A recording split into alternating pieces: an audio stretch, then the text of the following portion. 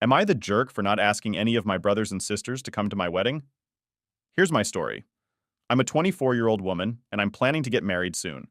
I have a bunch of older brothers and sisters. They are quite a bit older than me, actually. There's my 33-year-old sister, my 35-year-old brother, and my twin brothers who are 31 years old. All of them are married. When they got married, I was still in my teenage years, and they all decided to have weddings where kids couldn't come. So I didn't get to go to any of their weddings. Let's start from the beginning. My oldest sister was the first to get married, and she decided she didn't want any kids at her wedding.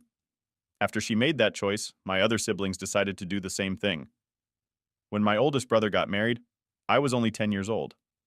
I guess I can see why they might not want a 10-year-old at their wedding, but I was still really sad about it. I really liked the woman he married, and it hurt that I couldn't be there to see it. Then when the other brother got married, I was 12. Again, I understand why they might not want a 12-year-old there, but I've always been a good kid.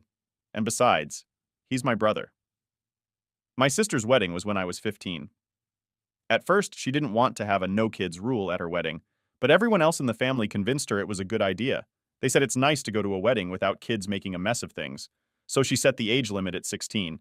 I asked her if she could make an exception for me since I was almost 16, but she said no very sternly. She told me if she made an exception for me, she'd have to make exceptions for other kids too, and that wouldn't be fair. I got really upset and yelled that it wasn't fair I couldn't go to any of my siblings' weddings. My parents didn't like how I reacted, and they grounded me. By the time my last brother got married, I was 17. I knew it was going to be another wedding without kids, and I didn't even bother getting upset this time. I just sent a simple congratulations message. My parents were upset with me for not making more of an effort to celebrate with them, but I just stayed in my room with the person I'm now planning to marry. Now that it's my turn to get married, I've decided not to invite any of my siblings. I felt left out of their big days, so now I want them to know how that feels.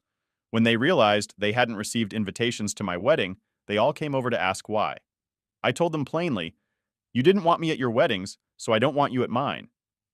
I explained how hurt I was not to witness any of their weddings and said they should understand that feeling. They tried to justify their decisions by saying their weddings served alcohol and they didn't want young kids around that. I told them that I just wanted to be part of the wedding ceremony itself. The after party wasn't important to me.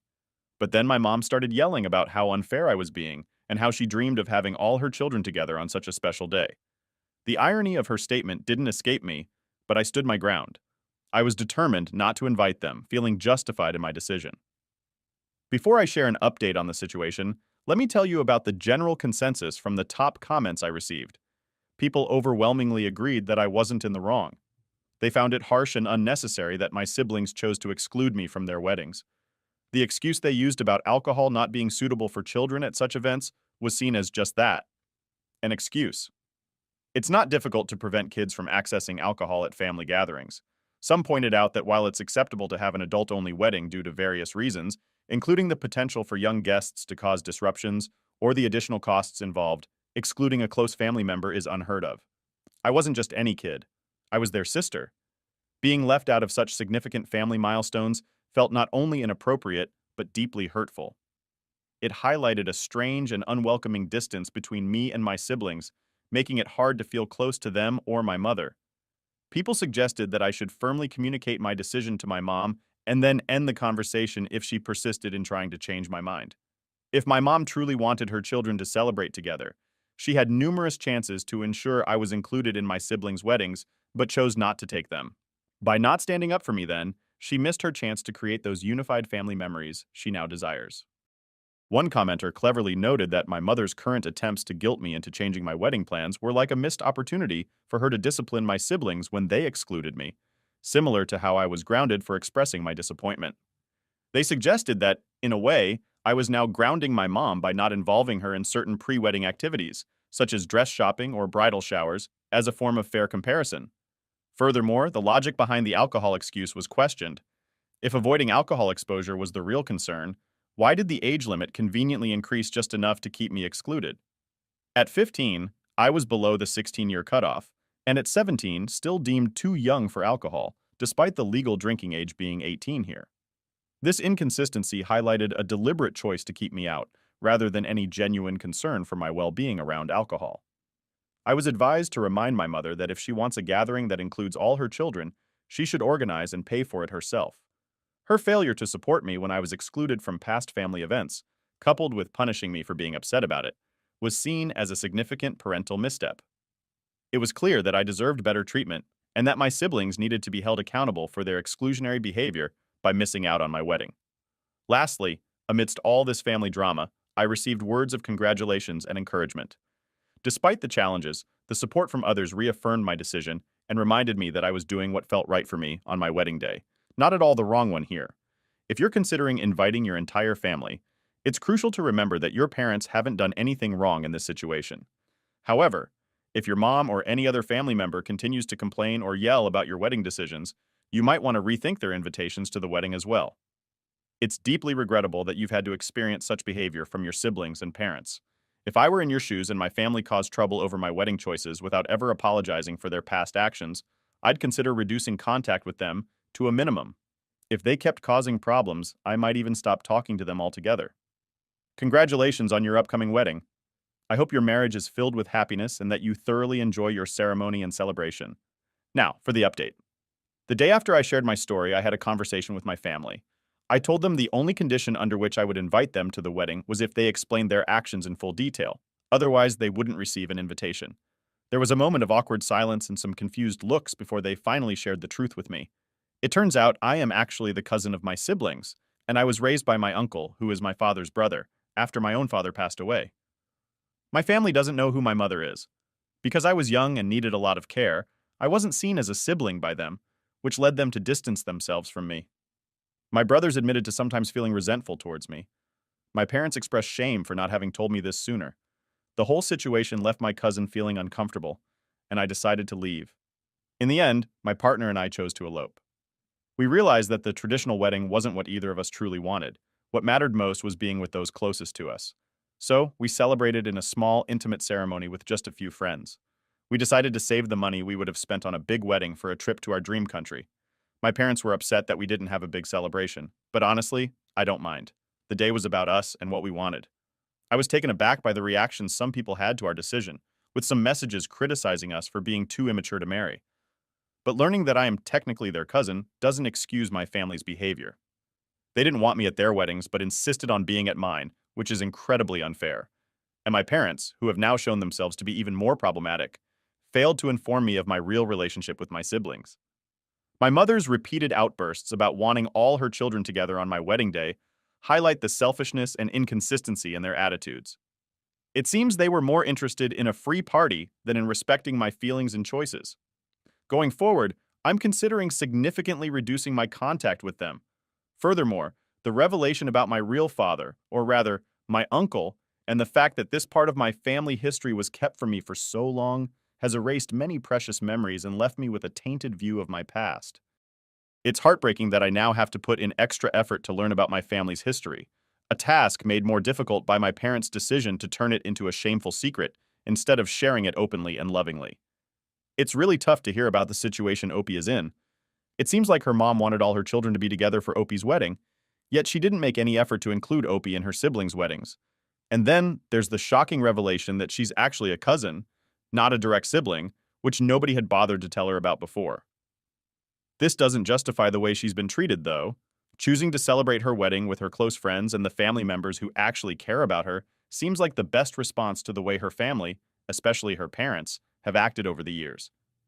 It's not explicitly mentioned, but you can sense that Opie might not have felt as loved or valued as her siblings. It seems like her parents might have believed that raising her was a kind act of charity, implying that she should be grateful and that she owes them something. However, the truth is that Opie doesn't owe them anything more than any of her siblings do. While her parents may have tried to treat all the children equally, it's clear there was a difference in how they felt on an emotional level. The mental gymnastics her parents must have gone through to justify not telling her the truth about her family situation is astounding. They probably thought keeping her in the dark would prevent things from getting weird, but instead, it led to a situation where she felt alienated and despised by her siblings. The whole scenario is just absurd. Now, moving on to another story about a tricky family situation. Am I wrong for refusing to pay the taxes on my parents' fully paid off home while my brother, who is 43 and fully employed, lives there with his kids? My parents are both retired and collecting their Social Security and pensions. My brother occupies 3 of the 4 bedrooms in their house, one for himself and two for his kids. He pays $1,200 a month in rent to my parents, even though the going rate for a three-bedroom house in their area is at least $2,300. After my parents paid off their house, they started asking my sister and me to help with the property taxes. They've told me that I would inherit 25% ownership of the house, with my brother getting 50% and my sister the remaining 25% after they pass away. Clearly, there are no favorites in this family, right? When I questioned how much they needed so I could cover my share of the taxes, my mother announced that she and my dad wanted to retire fully and would like me, my brother, and my sister to take over the tax payments. I wondered why the rent my brother pays isn't considered sufficient. He's never moved out and has been depending on my parents for his entire life. My mom defended him, saying he helps out by running errands, then suggested I should reduce the child support payments to my ex-wife, with whom I have two sons. So let me get this straight. They're suggesting I should give less to my own children so my brother and his kids can live more comfortably. Or perhaps they think I should withdraw money from my retirement account, facing penalties, just to continue supporting my brother's lifestyle? I just can't keep supporting my brother the way my parents have all these years. I've got my own family and bills to worry about. Let's look at what some other people think about the situation. One person pointed out that it doesn't make sense for someone who doesn't live in the house, nor owns it, to be responsible for paying the property taxes. Those taxes should be the responsibility of my parents, who own the house. If they're struggling to afford the taxes, there are options like downsizing, which is common for parents whose children have grown up and moved out. Another option could be for my brother, who lives in the house, to contribute more towards the costs. This person suspects that soon they'll be asked to help with repairs and maintenance too, with the promise of inheritance being used to entice them to pay. They firmly believe I'm not in the wrong here. Another person shared that they and their sister had suggested their parents downsize years ago to make retirement easier. However, their parents refused because they were too focused on providing for my brother and his children. Now that the house is paid off, it's shocking to them that their parents are asking for money, especially when my brother should be contributing more, given the amount of space he's using. Despite working fewer hours by choice, my brother pays much less than he should, while I work full-time despite a disability, ensuring my own children are well cared for. My love for my mom is strong, but her inability to set proper boundaries and her habit of enabling my brother is problematic. She seems okay with me providing less for my children to support my brother and his kids, which is unacceptable. Another person remarked that they wouldn't want to be involved in paying the taxes either. They suggested being ready to lose out on the inheritance because it's not fair to be responsible for these taxes.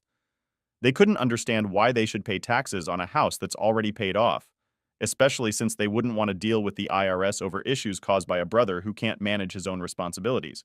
They've even told their parents to remove them from the will because they don't want any part of this situation. Lastly, someone from the UK was confused about the property taxes and asked for clarification. They learned that in places like California, even after you pay off your mortgage, you still owe property taxes calculated as a percentage of your home's assessed value.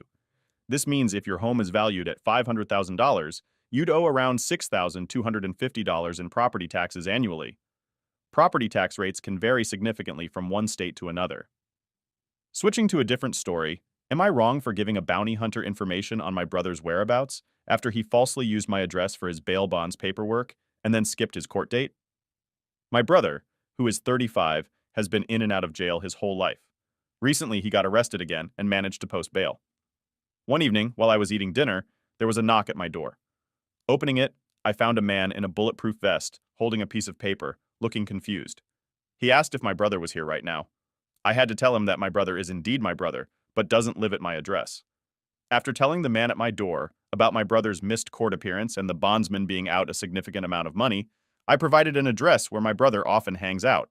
It turns out they found him there and now he's back in jail without the possibility of bail. No bond company is willing to take a risk on him anymore, and none of our family or friends can afford the bail. I certainly won't be offering any help after everything that's happened. So it looks like he'll remain in jail until his trial. My decision to give out his location has caused quite a stir in my family. My mom, sister, and grandma have all been messaging me nonstop, calling me awful for what I did to my brother. I'm beginning to feel a bit guilty, but I also know I couldn't just sit back and potentially face legal consequences myself because of his lies. It's clear that all the trouble my brother is facing now is due to his own actions. My family seems to think he could just avoid the law indefinitely, or that involving me in his problems without my consent was acceptable. They've always treated him like he can do no wrong, never disciplining him as a child. Now, they're upset with me because they can't protect him from the consequences of his actions, which they've always done in the past. The situation has always been skewed in his favor, with our family refusing to acknowledge any of his faults. It's a pattern that's been in place since we were kids, and now that they can't intervene, they're looking for someone to blame. I'm at a loss as to why he's always been the favored one, even when his actions clearly warrant discipline. Dealing with a brother who's caused nothing but stress, financial strain, and emotional turmoil over the years is exhausting, but it's crucial for him to finally take responsibility for his actions, especially when those actions are illegal, and he continues to make those choices. It's time for him to face the consequences without our parents constantly bailing him out. I took a step similar to someone else who had a troubled brother. After years of dealing with his issues, they saw their brother go to prison, which eventually led him to clean up his act. This gives me hope that maybe, just maybe, my brother will finally learn from this experience. My mom has spent an incredible amount of money on my brother's legal troubles over the years.